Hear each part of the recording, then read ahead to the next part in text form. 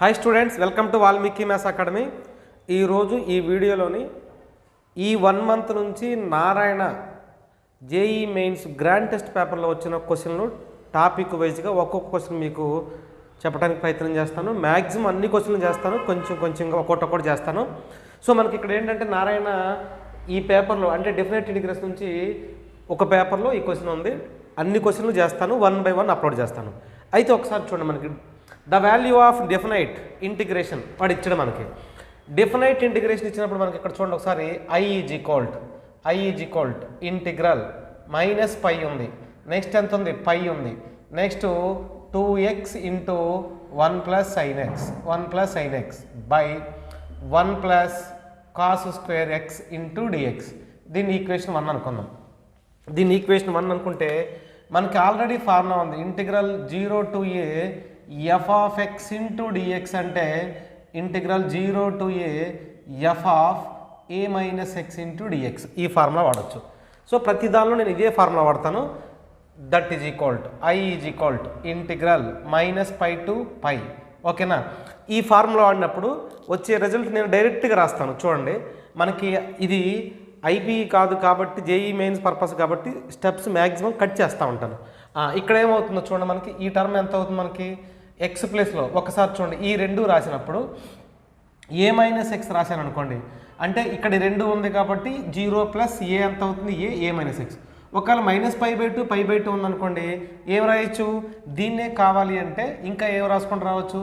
ఇక్కడ క్లియర్గా కావాలి అంటే మీకు ఇంకొక స్టెప్ రాస్తాను చూడండి. ఇక్కడ దీనిని వేరే రకం కూడా రాయొచ్చు. అంటే ఏం రాయొచ్చు, ఏ టు బి ఉందనుకోండి f of a plus b minus x into dx కూడా రాయొచ్చు.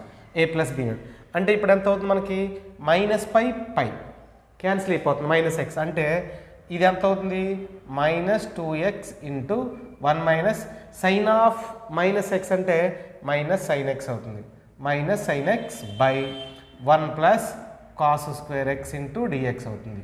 సో దీన్ని ఈక్వేషన్ 2 అనుకోండి. ఈక్వేషన్ 2 అనుకుంటే ఈ 2 కూడితే 2i is equal to integral minus pi to pi అలాగే ఉంటుంది. ఈ రెండింటిని కూడుతున్నాను, ఈ రెండింటిని కూడితే 1 ప్లస్ కాస్ స్క్వేర్ ఎక్స్ అలాగే ఉంటుంది. నెక్స్ట్ ఇది ఎంత అవుతుందిరా 2x plus 2x into sine x. ఓకేనా? సైన్ ఎక్స్ ఈ టర్మ్ ఏమొస్తుందో చూద్దాం, మైనస్ 2x. ఓకేనా? Minus 2x.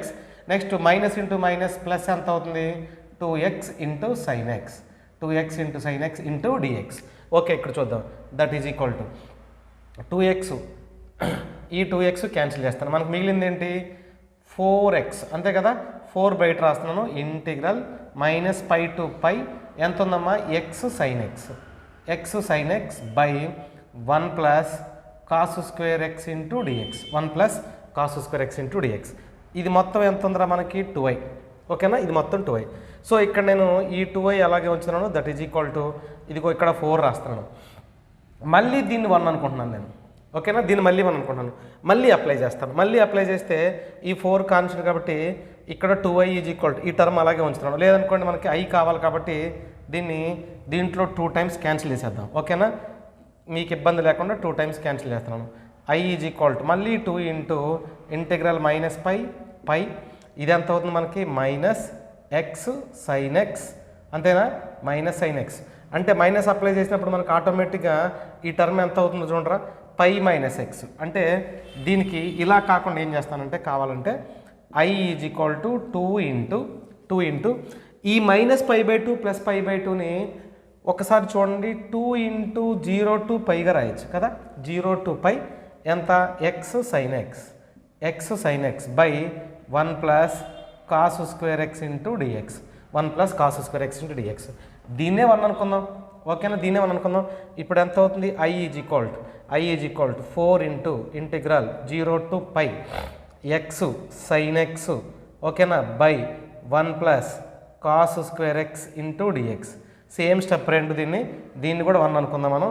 దీనికి మళ్ళీ ఇప్పుడు లిమిట్ అప్లై చేస్తున్నాం. లిమిట్ అప్లై చేస్తే i ఈజ్ ఈక్వల్ టు ఎంత అవుతుందో మనకి 2 ఇంటూ 2 ఎంత అవుతుంది మనకి 4 ఇంటూ దీంట్లో ఇప్పుడు మనం పై మైనస్ ఎక్స్ అంటే 0 to పై రాసినప్పుడు ఎంత అవుతుంది పై మైనస్ ఎక్స్ అంటే ఎంత అవుతుంది మనకి చూడండి ఇంటిగ్రల్ 0 to పై ఎంతమ్మా ఇది pi minus x into sine of pi minus x అంటే సైన్ ఎక్సే అంటే ఎంత అవుతుంది sin x by 1 plus cos square x into dx.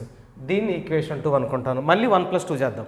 మళ్ళీ 1+2 చేస్తే I is equal to 4 into integral 0 to pi ఇక్కడ ఎంత ఉందిరా ఎక్స్ సైన్ ఎక్స్ ప్లస్ ఎంత అవుతుందమ్మా ఇది plus pi into sine x minus x into sine x by ఎంత ఉందిరా మనకి ఇక్కడ 1 plus cos square x into ఎంత డిఎక్స్.